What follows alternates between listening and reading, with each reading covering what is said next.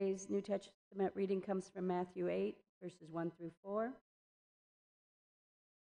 When Jesus had come down from the mountain, great crowds followed him, and there was a leper who came to him and knelt before him, saying, "Lord, if you choose, you can make me clean." He stretched out his hand and touched him, saying, "I do choose. Be made clean." Immediately his leprosy was cleansed. Then Jesus said to him, "See that you say nothing to anyone, but go, show yourself to the priest, and offer the gift that Moses commanded as a testimony to them." The word of the Lord. Thanks be to God.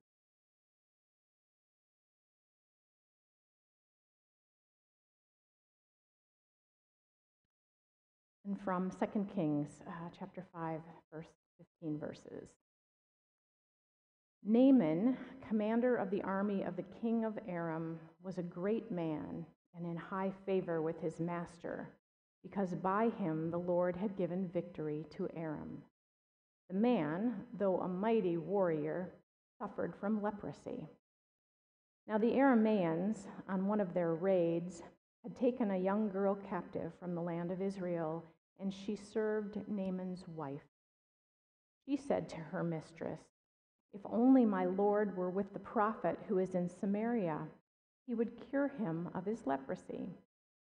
So Naaman went in and told his Lord just what the girl from the land of Israel had said. And the king of Aram said, "Go then, and I will send along a letter to the king of Israel." He went, taking with him 10 talents of silver, 6,000 shekels of gold, and 10 sets of garments. He brought the letter to the king of Israel, which read, "When this letter reaches you, know that I have sent to you my servant Naaman, that you may cure him of his leprosy." When the king of Israel read the letter, he tore his clothes and said, "Am I God to give death or life, that this man sends word to me to cure a man of his leprosy? Just look and see how he's trying to pick a quarrel with me." But when Elisha, the man of God, heard that the king of Israel had torn his clothes, he sent a message to the king. "Why have you torn your clothes? Let him come to me, that he might learn that there is a prophet in Israel." So Naaman came with his horses and chariots and halted at the entrance of Elisha's house. Elisha sent a messenger to him, saying, "Go, wash in the Jordan 7 times, and your flesh shall be restored, and you shall be clean." But Naaman became angry and went away, saying, "I thought that for me he would surely come out and stand and call on the name of the Lord his God, and would wave his hand over the spot and cure the leprosy. Are not Abana and Pharpar, the rivers of Damascus, better than all the waters of Israel? Could I not wash in them and be clean?" He turned and went away in a rage. But his servants approached and said to him, "Father, if the prophet had commanded you to do something difficult, would you not have done it? How much more when all he said to you was, 'Wash and be clean'?" So Naaman went down and immersed himself 7 times in the Jordan, according to the word of the man of God. His flesh was restored like the flesh of a young boy, and he was clean. Then he returned to the man of God, he and all his company. He came and stood before him and said, "Now I know that there is no God in all the earth except in Israel." Well, although only God knows for sure, I'm going to make an educated guess and say that prayers for healing far outnumber any other kind of intercession. I base this on the prayer list at this church and every church I've ever gone to, on the requests that I hear on a weekly basis, and my own prayers. When bodies and minds and spirits are broken, we are so limited in our capacity to fix them. So we pray for ourselves and for others. At any given time, I suspect we are all in need of some kind of healing. Whether we publicly acknowledge it is another thing. But the need for healing is universal. And our story today is about healing. Who desires it, who delivers it, and what it means to experience it. So if you didn't get the gist, Naaman is a big deal in this passage.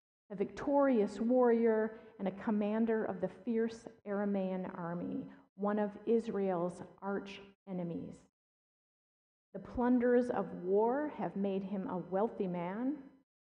He's pretty puffed up, if you know what I mean. You can imagine he's got medals on his clothes and friends and admirers in high places. At once respected and feared, he belongs to the most exclusive clubs and gets the best seats in all the restaurants. Were it not for the leprosy, I'm thinking he probably could be a military analyst on the television news shows too, but his unsightly skin is repulsive to viewers. It's translated here as leprosy, but the actual word in its original simply refers to skin disease. So I'm thinking that since he hasn't been shut out, quarantined from family and community, he may not really have had leprosy as we think of it. But there was something that was afflicting him.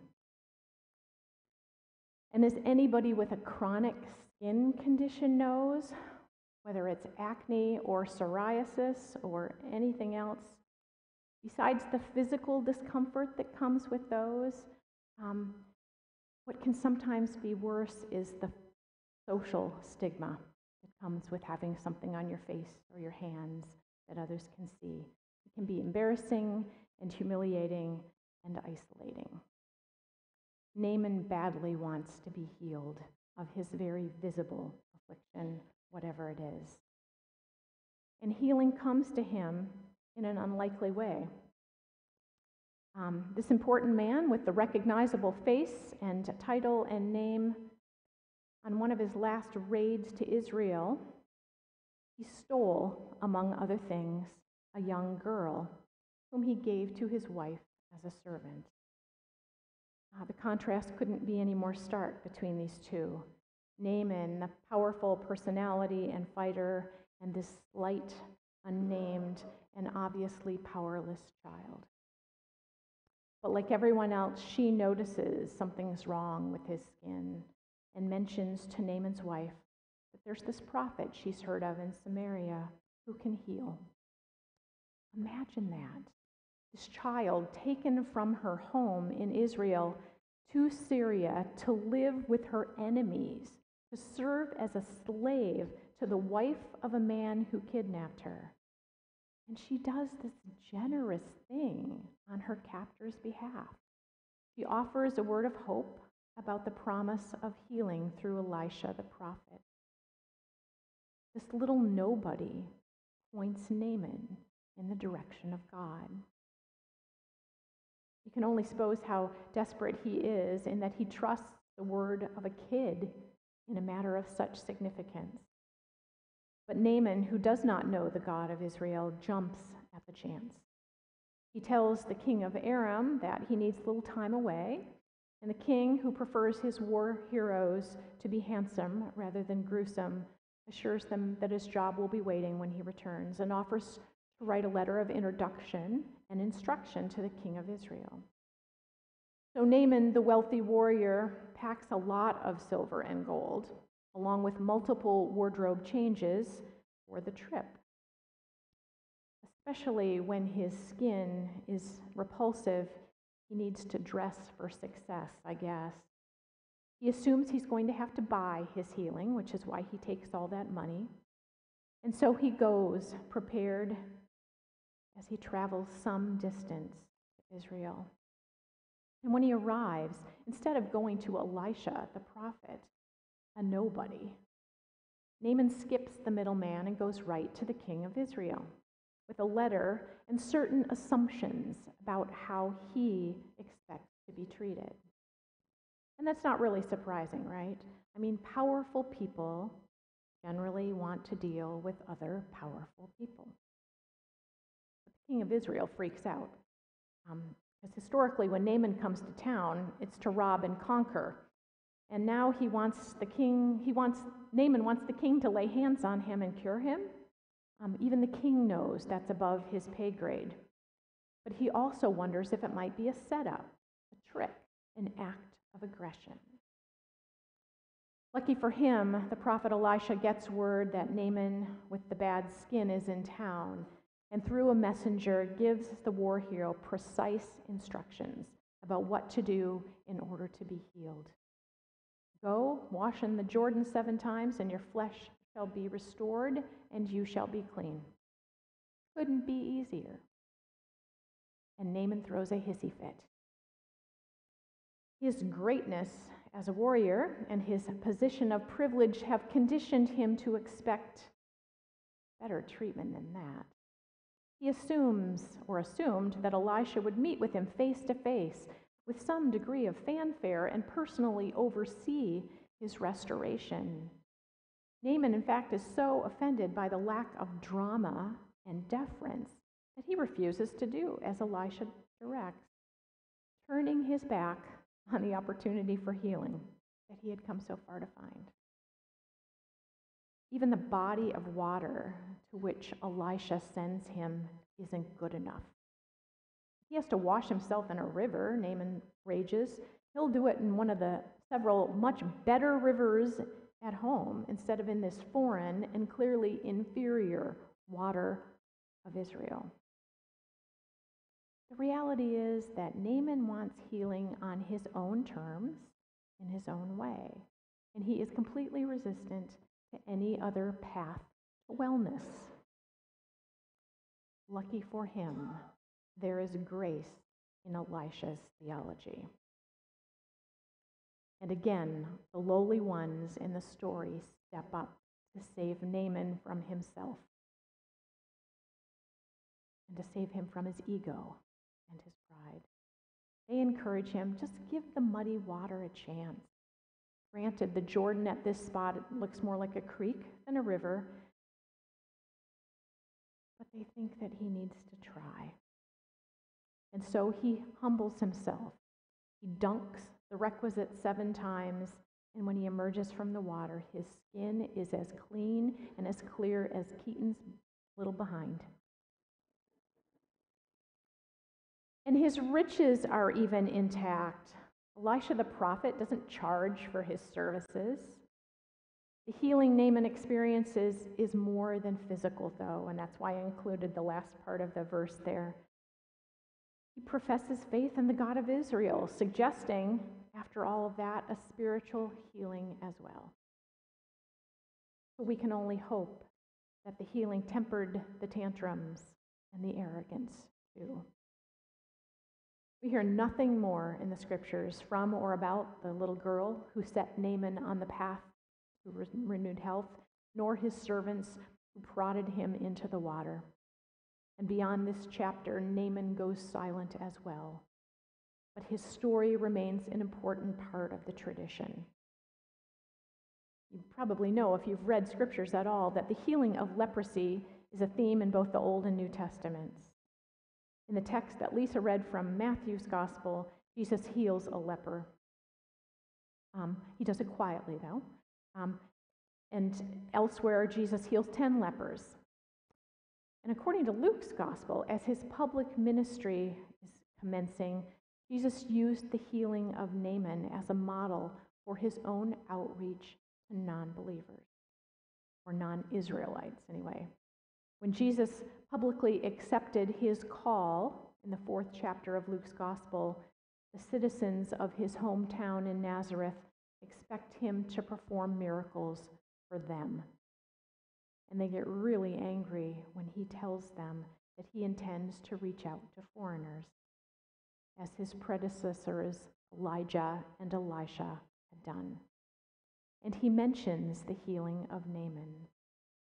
Jesus, like Elisha, underscores his intention to care for and love and share the love of God with the other, even those considered enemies of Israel.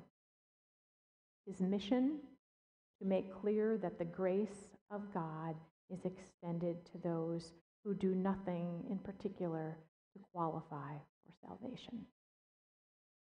From the beginning, Jesus rejects any limits on God's grace and love that his neighbors and the institutional church, or at least his home congregation, prefer to uphold. Of the countless kind of jaw-dropping and heart-wrenching stories from last Saturday's shooting at the Tree of Life Synagogue in Pittsburgh, one that I have found particularly moving is that of the staff of Allegheny General Hospital. That's where the man accused of the massacre was taken after he was wounded in a gunfight with police. Multiple reports indicate that while he was in the emergency room, he was screaming, "I want to kill all the Jews." And 3 of the 4 nurses and doctors who initially treated him were Jewish. One of the nurses' fathers is a rabbi. And Jeffrey Cohen, the president of the hospital, is Jewish as well and a member of Tree of Life Synagogue. And he lives so close to the synagogue that he heard the shooting when it began on Saturday morning. In several interviews this past week, Dr. Cohen described the professionalism of his staff and how proud he was of them that day when they treated that shooter with as much dignity and compassion as they did everyone else who came through the doors. Cohen himself checked in on the man as he did with everyone else who had been shot. And reporters and FBI agents alike marveled at Cohen's humanity toward the man. But he said, "You know, we're here to take care of sick people. We're not here to judge. We're here to take care of people who need our help." Healing comes in many forms. It doesn't always mean healing of the body. Naaman underwent complete physical restoration to health, but not everyone does. Sometimes it's just not possible. Even when the physical body is broken beyond repair, though, people can still experience healing of minds and bodies and spirits. It's been my observation, though, that that kind of healing of mind, body, and spirit almost always occurs only in relationship and in community and not in isolation from them. The hundreds of thousands of people this week, Jews and Muslims and Christians and others, who have gathered in solidarity in synagogues across the country and around the world, weren't there to restore broken bodies as much as they were there to heal hearts, their own, those of the people of Tree of Life in Greater Pittsburgh, Jews across the globe, and our own hate-filled nation. Our call as followers of Jesus, like Jesus' own ministry, is to enable people to experience God's love and power and healing. Not because we determine that they qualify for the honor, but because we have no authority to limit or diminish the grace of God. And on this All Saints Sunday, as we consider the story from 2 Kings, and the stories from the Gospel, and the stories from Pittsburgh, and the stories from our own lives, we have an invitation to remember the people who have enabled us to experience God's love and power. Those people whose presence in our lives have been healing. Those people who have enlarged our understanding of God's grace. As the stories reveal, it's often the nobodies whose kindness and compassion occurs in the moment when we need it, but who then disappear. The ones whose names we don't learn or don't bother to learn. The ones who are others and outsiders and enemies. The ones who have no particular status or power or wealth. the ones who make it about God and not about themselves in their interactions with the world.